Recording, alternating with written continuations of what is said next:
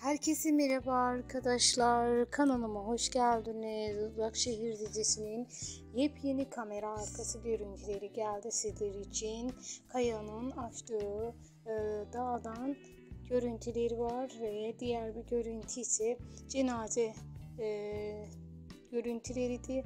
Herkes merak ediyor, acaba kimin cenazesi, ve herkes Kaya'nın sağ olduğunu söylüyor. Hatta yeni setten kazadan sonra Kaya'nın sette göründüğü görüldü. İkinci bir karemiz ise yürekleri dağladı. Zerrin'in şu görüntüleri. Zerrin sakın yapma, herkes yorumlarda yazdı.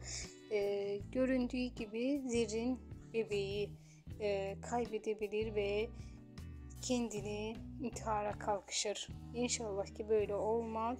Beyaz giyinmemesi bu intiharın